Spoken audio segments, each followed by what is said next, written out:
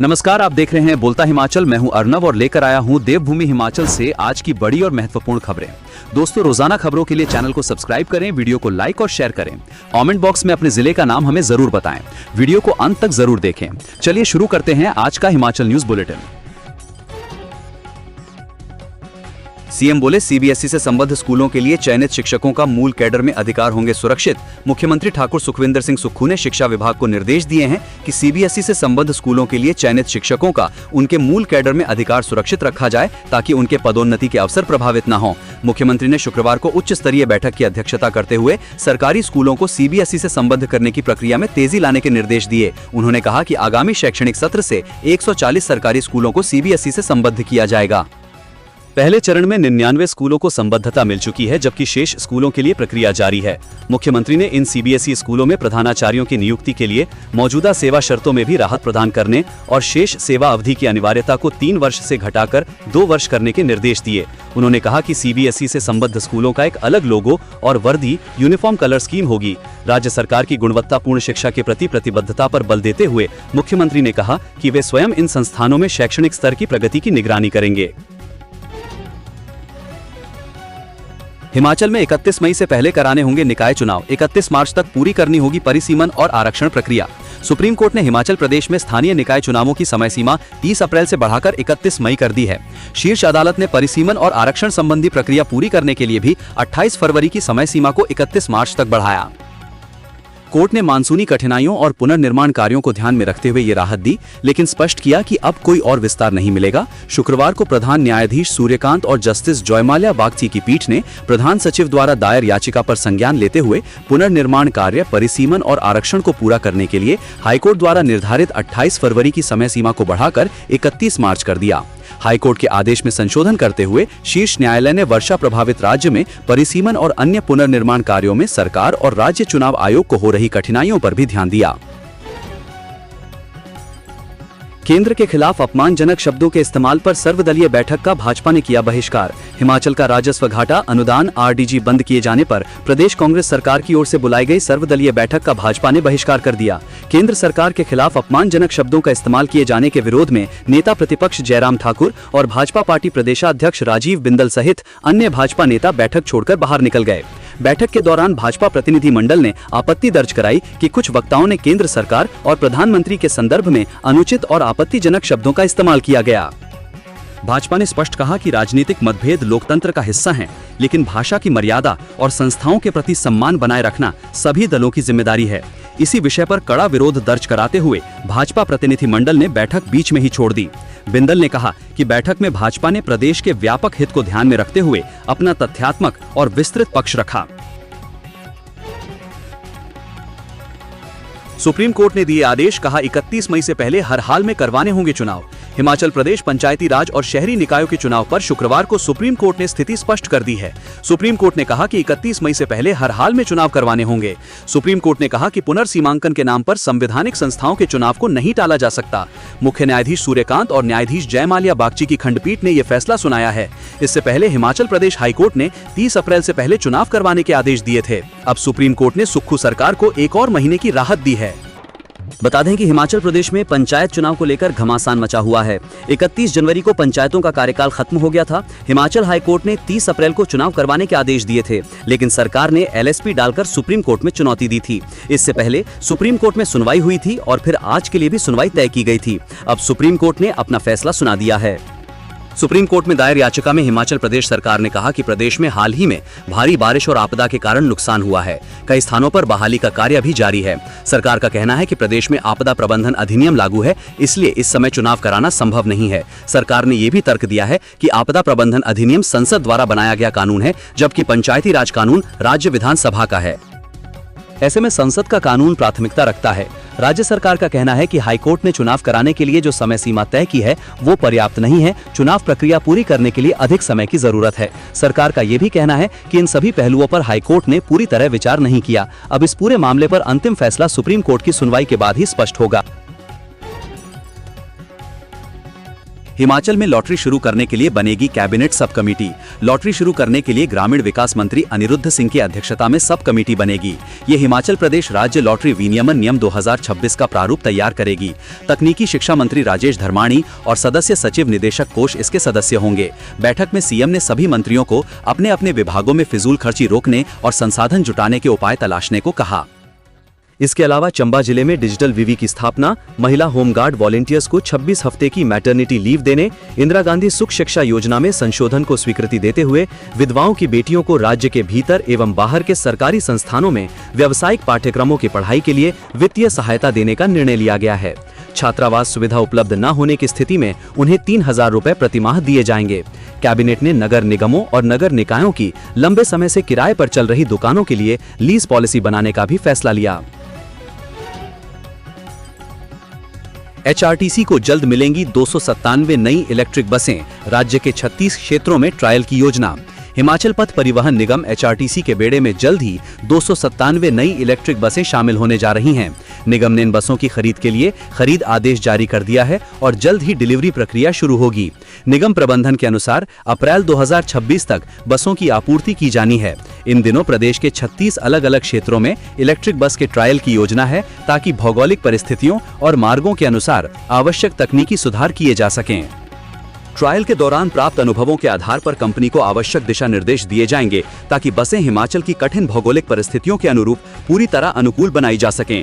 इन बसों की खरीद पर आने वाला पूरा खर्च राज्य सरकार वहन करेगी। इलेक्ट्रिक बस के सफल संचालन के लिए राज्य के विभिन्न क्षेत्र सोलन, शिमला, बिलासपुर में ट्रायल पूरा किया गया है। जयराम ठाकुर बोले, रोज बैठकें बुला रहे हैं सीएम, उन्हें खुद नहीं पता करना क्या है।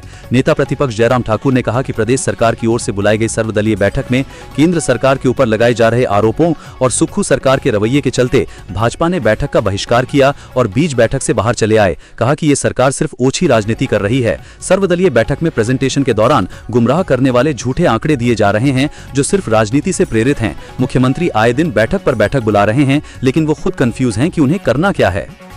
12वें वित्त आयोग के समय से ही राजस्व घाटा अनुदान बंद करने की पैरवी आयोग द्वारा की जाती रही है। 13वें वित्त आयोग के समय हिमाचल को मात्र 7,800 करोड़ रुपए का राजस्व घाटा अनुदान दिया गया।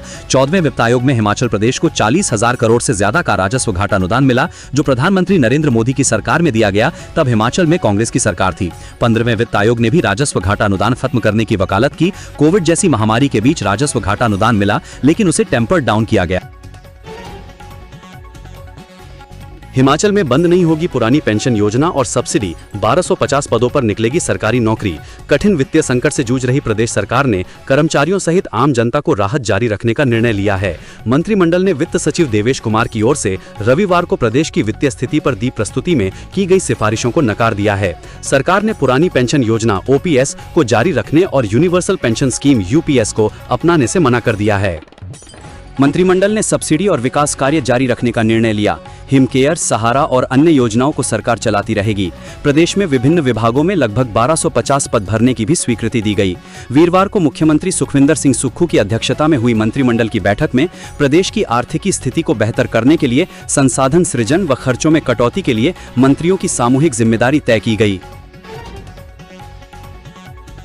मुख्यमंत्री नहीं, उपमुख्यमंत्री करेंगे महाशिवरात्रि महोत्सव का शुभारंभ, पहली जलेब में होंगे शामिल। मुख्यमंत्री नहीं बल्कि उपमुख्यमंत्री करेंगे उपमुख्यमंत्री मुकेश अग्निहोत्री मंडी में 16 से 22 फरवरी तक होने वाले अंतर्राष्ट्रीय महाशिवरात्रि महोत्सव 2026 की प्रथम जलेब शोभा यात्रा में 16 फरवरी को शामिल होंगे। वो पड्डल मैदान में महोत्सव का विधिवत शुभारंभ करेंगे।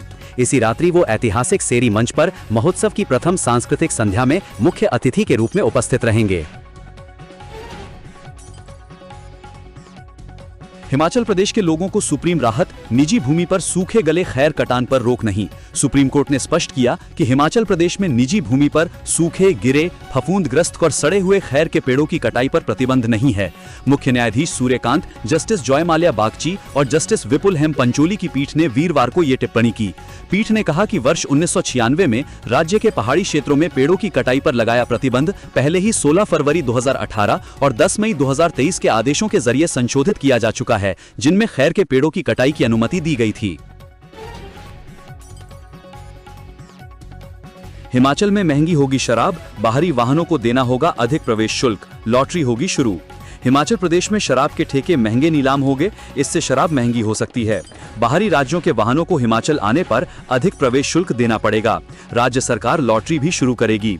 केंद्र से राजस्व घाटा अनुदान RDG बंद होने के बाद मुख्यमंत्री सुखविंदर सिंह सुक्खू की अध्यक्षता में हुई कैबिनेट की बैठक में आमदनी बढ़ाने के लिए ये फैसले लिए गए। प्रदेश में पहली बार शराब के ठेकों की ई-नीलामी होगी। इससे पूर्व टेंडर लगते थे। चालू वित्त वर्ष में जिस रेट पर ठेके व हिमाचल में प्रवेश के टोल बैरियर नीलाम हुए हैं, वही बेस वैल्यू रहेगी और उस पर 10% की बढ़ोतरी होगी। इसके लिए कैबिनेट ने टोल टैक्स बैरियर पॉलिसी 2026-27 और आबकारी पॉलिसी 2026-27 को मंजूरी दी। नए प्रावधान 1 अप्रैल से लागू होंगे। शराब ठेकों से 3000 करोड़ की आमदनी की उम्मीद है। इससे पहले 2850 करोड़ हो रही थी। टोल बैरियर से 180 करोड़ का राजस्व प्राप्त होगा। स्वास्थ्य सेवाएं होंगी मजबूत। 1617 करोड़ से स्थापित होंगी मशीनें और नए उपकरण। कैबिनेट ने 1617.40 करोड़ रुपए से मेडिकल कॉलेजों, सुपर स्पेशलिटी अस्पताल और आदर्श स्वास्थ्य संस्थानों को आधुनिक बनाने के प्रोजेक्ट को भी मंजूरी दी गई। इस परियोजना का मकसद राज्य में स्वास्थ्य सेवाओं को मजबूत करना है। जायका एजेंसी की मदद से राशि खर्च की जाएगी। अस्पतालों में 20 साल पुरानी मशीनों को हटाकर नई मशीनें स्थापित की जानी हैं। कैबिनेट बैठक में फैसला लिया गया कि नए शिमला के कमला नेहरू अस्पताल में mother and child hospital, Sundernagar और नूरपुर के सिविल हॉस्पिटल, ऊना के रीजनल हॉस्पिटल, भोरंज के सिविल हॉस्पिटल में 50 बेड वाले क्रिटिकल केयर ब्लॉक और बिलासपुर के एक क्षेत्रीय अस्पताल में जिला इंटीग्रेटेड पब्लिक हेल्थ लैब के लिए आधुनिक उपकरण खरीदे जाएंगे। मेडिकल कॉलेज नाहन में इम्यूनोहेमेटोलॉजी और ब्लड ट्रांसफ्यूजन डिपार्टमेंट बनाने के साथ साथ जरूरी पद सृजित करने और भरने को मंजूरी दी गई। मंत्रिमंडल ने राज्य के सभी सार्वजनिक स्वास्थ्य संस्थानों में बायोमेडिकल उपकरण प्रबंधन और मेंटेनेंस प्रोग्राम लागू करने को भी मंजूरी दी। इससे चिकित्सा उपकरणों का नियमित प्रबंधन होगा, मरीजों की सुरक्षा बढ़ेगी और अस्पताल आसानी से काम कर पाएंगे। नूरपुर, बद्दी एवं ऊना में औषधि परीक्षण प्रयोगशालाओं की स्थापना और विभिन्न श्रेणियों के 36 पदों के सृजन एवं भरने को भी मंजूरी दी। बद्दी के 4 स्पा सेंटरों में पुलिस की रेड, देह व्यापार का पर्दाफाश, 17 युवतियां रेस्क्यू। औद्योगिक क्षेत्र बद्दी में पुलिस में अनैतिक देह व्यापार के खिलाफ एक बड़ी कार्रवाई को अंजाम दिया है। पुलिस ने गुप्त सूचना के आधार पर दावत चौक स्थित बिग बी कॉम्प्लेक्स में चल रहे 4 स्पा सेंटरों पर एक साथ छापेमारी की। इस कार्रवाई के दौरान पुलिस ने 17 युवतियों को रेस्क्यू किया और 6 आरोपियों के खिलाफ मामला दर्ज किया है। जानकारी के अनुसार पुलिस को पिछले कुछ समय से गुप्त सूचनाएं मिल रही थीं कि क्षेत्र के कुछ स्पा सेंटरों में मसाज की आड़ में अवैध देह व्यापार का धंधा फल फूल रहा है। इसके चलते पुलिस अधीक्षक बद्दी विनोद धीमान के निर्देशानुसार विशेष टीमों का गठन किया गया था। रणनीति के तहत पुलिस की अलग अलग टीमों ने एक साथ दबिश दी, जिससे मौके पर हड़कंप मच गया। छापेमारी के दौरान चारों स्पा सेंटरों से कुल 17 युवतियों को सुरक्षित रेस्क्यू किया गया। पुलिस प्रशासन अब कानूनी प्रक्रिया पूरी कर इन युवतियों को उनके परिजनों के सुपुर्द कर रहा है। वहीं इन अवैध गतिविधियों को संचालित करने वाले 6 अभियुक्तों के खिलाफ पुलिस थाना बद्दी में अनैतिक व्यापार निवारण अधिनियम की धारा 3 और 4 के तहत 4 अलग अलग मामले दर्ज किए गए हैं। सीएम सुक्खू बोले, दुविधा में भाजपा राजस्व घाटा अनुदान पर रुख स्पष्ट नहीं कर पाई। मुख्यमंत्री सुखविंदर सिंह सुक्खू की अध्यक्षता में शुक्रवार को सर्वदलीय बैठक आयोजित की गई। बैठक में 16वें वित्त आयोग की सिफारिशों में राजस्व घाटा अनुदान को बंद करने के प्रदेश पर संभावित प्रभाव पर चर्चा की गई। बैठक के बाद मीडिया से बातचीत करते हुए मुख्यमंत्री ने कहा कि राजस्व घाटा अनुदान को वापस लेने का प्रस्ताव राज्य के लिए गंभीर चिंता का विषय है और इससे राज्य की आर्थिकी पर बुरा असर पड़ सकता है। उन्होंने बैठक को बीच में छोड़कर जाने के लिए भाजपा की आलोचना की और इस कदम को बेहद निंदनीय बताया। उन्होंने कहा कि भाजपा इस मुद्दे को लेकर बिल्कुल भी गंभीर नहीं है और राज्य के लोगों के हितों की रक्षा करने के बजाय सिर्फ राजनीति कर रही है।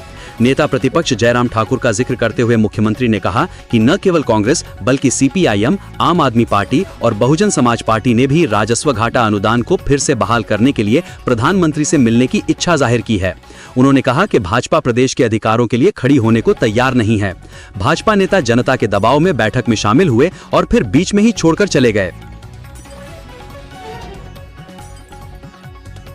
भाजपा का रुख प्रदेश हित में नहीं, मुख्यमंत्री सुक्खू ने कहा कि राज्य सरकार अपने अधिकारों के लिए लड़ना अच्छी तरह से जानती है, लेकिन भाजपा का रुख प्रदेश हित में नहीं है। उन्होंने कहा कि ये प्रदेशवासियों के हितों की रक्षा का मामला है। उन्होंने कहा कि भाजपा नेता दुविधा में हैं और राजस्व घाटा अनुदान के मुद्दे पर लोगों के सामने अपना रुख साफ तौर पर रखने में नाकाम रहे।